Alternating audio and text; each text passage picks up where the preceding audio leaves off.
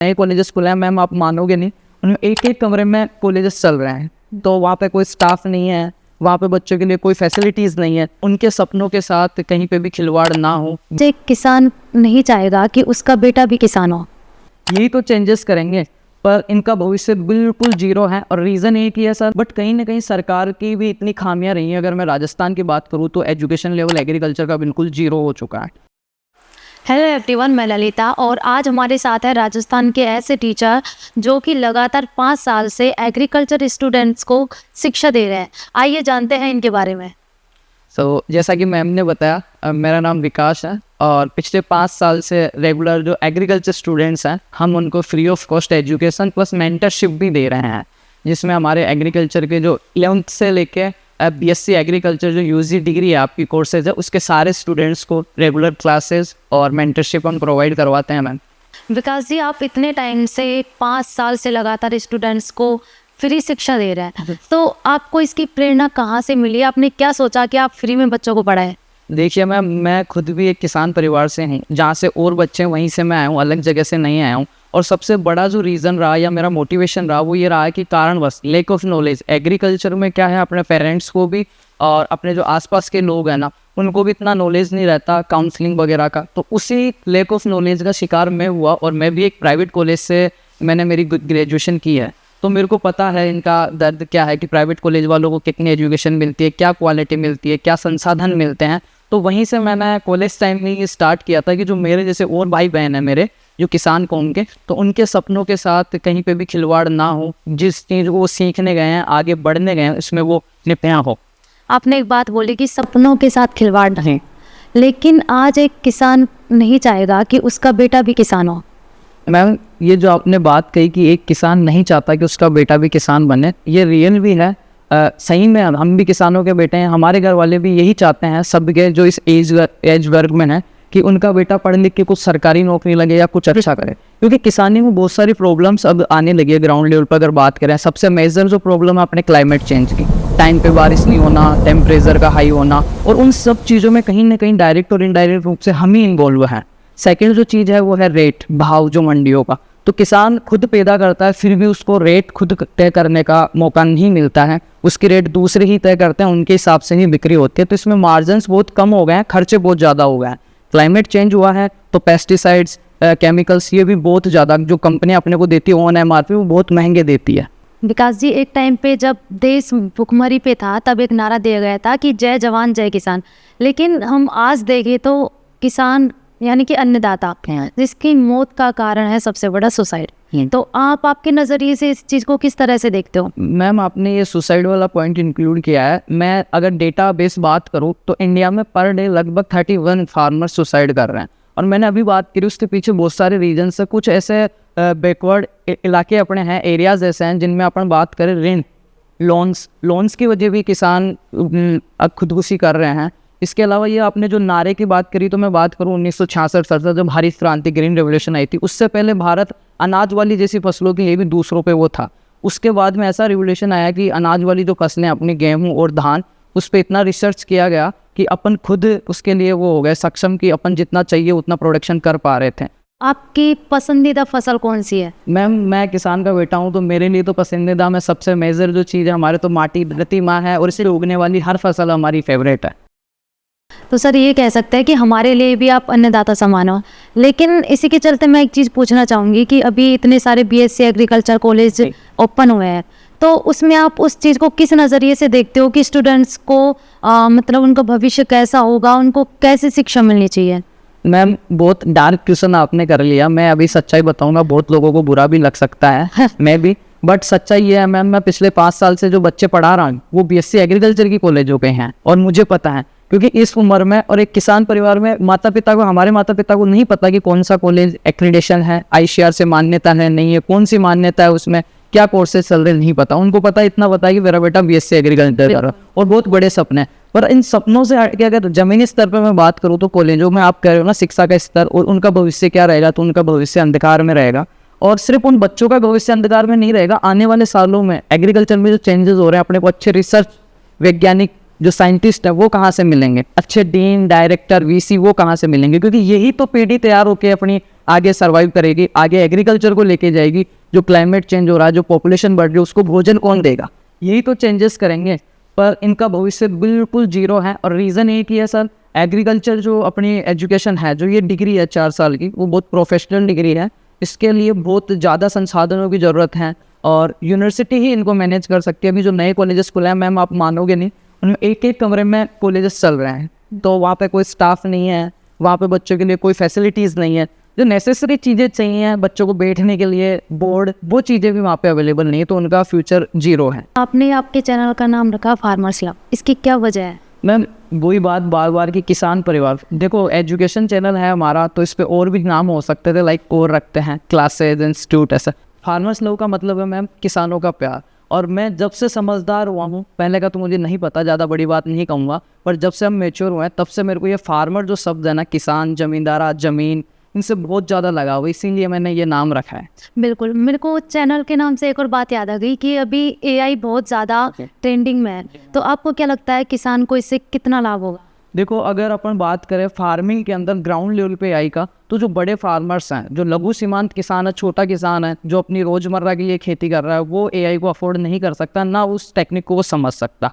पर जो फ्यूचर में अब जो किसान आएंगे, जो एग्रीकल्चर ग्रेजुएट्स, आपने देखा होगा अभी एग्रीकल्चर का बहुत अच्छा स्कोप हो रहा है, लोग बाग बहुत ज़्यादा इंटरेस्ट इसमें दिखा रहे हैं, स्टूडेंट्स भी जो ग्रेजुएशन के लिए अप्लाई कर रहे हैं। बट कहीं ना कहीं सरकार की भी इतनी खामियां रही हैं। अगर मैं राजस्थान की बात करूँ तो एजुकेशन लेवल एग्रीकल्चर का बिल्कुल जीरो हो चुका है। तो वो जीरो लेवल के स्टूडेंट्स जब ऐसी कॉलेजों से निकल के जाएंगे जो उनको प्रैक्टिकल क्या, थ्योरी नॉलेज भी नहीं है, तो वो क्या एआई इस्तेमाल करेंगे? तो मुझे नहीं लगता कि ग्राउंड लेवल पे अभी सक्सेस है हमारे फार्मर्स के लिए ये।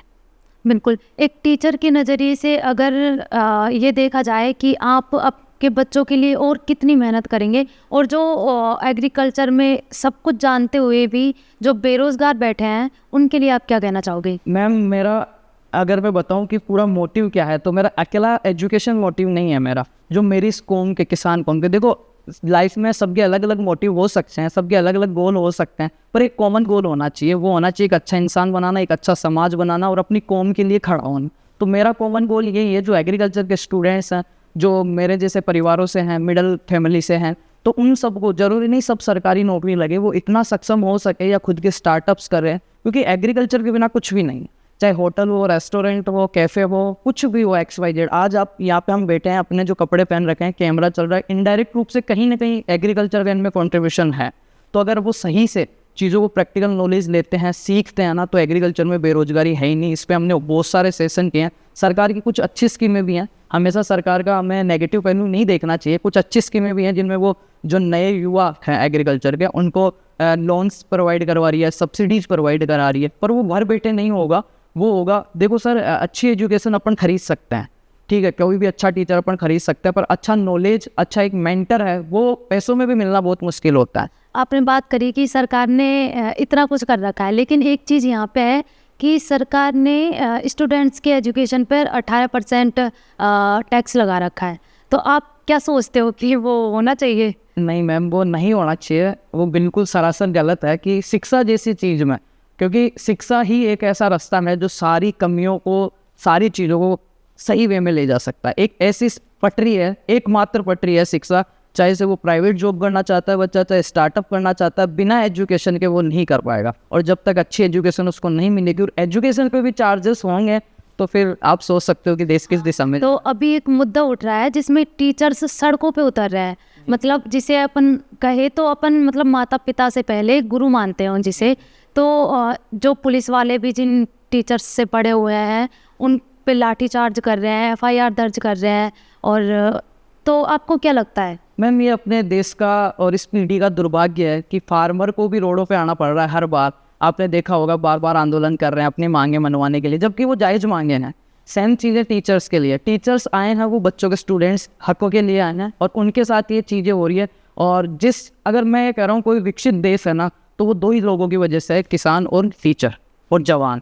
अगर ये तीनों के साथ अगर गलत हो रहा है, तो फिर किसी भी स्थिति में वो देश प्रगति ही नहीं कर सकता, खुशी ही नहीं रह सकता। एक बात आपने और कही कि टीचर अपना परिवार होता है, ठीक है। तो अगर अपन बात करें, हम शुरू से पढ़ते हैं कि बच्चे की प्राथमिक पाठशाला परिवार होती है, और टीचर है ना उसका दूसरा परिवार होता है, क्योंकि सबसे ज़्यादा टाइम अपने परिवार के अलावा अगर बच्चा किसी के साथ स्पेंड करता है तो उसका टीचर है। बिल्कुल।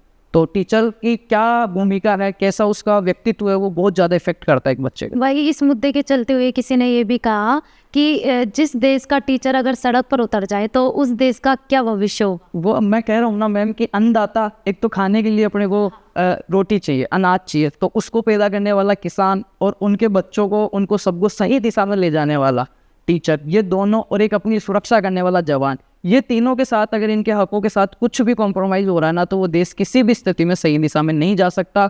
आप कितनी भी बड़ी पॉलिसीज़ ले आइए, आप कितने भी लोन कर दीजिए, कितनी भी सब्सिडीज़ दे दीजिए, कोई भी स्कीम ला दीजिए, पर अगर ये तीन वर्ग अगर दुखी हैं, इनके पक्ष में चीज़ें नहीं हो रही है, तो वो देश कभी भी विकसित देश नहीं हो सकता। हाँ, तो इसी के चलते आप टीचर हो, टीचर के नाते अगर देखा जाए तो आपने जितने 5 साल से बच्चों को पढ़ाया है, तो उसमें फ्री में पढ़ाया एक तरीके से, ये मान लो पूरा को बहुत सारी परेशानियाँ आपने देखी होंगी, तो सबसे मेन कि आपको लगा कि नहीं ये क्या देख लिया मैंने, तो आप बताना चाहेंगे। मैम मेरी जर्नी ऐसे स्टार्ट हुई, लाइक लैक ऑफ नॉलेज, वही चीज़, मेरे को इतना नॉलेज नहीं था, इतना एग्रीकल्चर का। देखो एग्रीकल्चर का क्या है, एजुकेशन लेवल बहुत ठीक था, पर अभी कुछ सालों में, रिसेंटली पिछले 4 साल की अगर मैं बात करूँ, तो बिल्कुल जीरो जिसको अपन कह सकते हैं, नेगेटिव कह सकते हैं, माइनस में इतना लेवल कर दिया। उसकी वजह है सरकार, और हमने खूब धरने वगैरह भी दिए। वही चीज़ टीचरों को सड़कों पे आना पड़ा, वो भी इसलिए कि हमें अच्छी एजुकेशन दीजिए, सिर्फ इसलिए हम रोडों पे आए।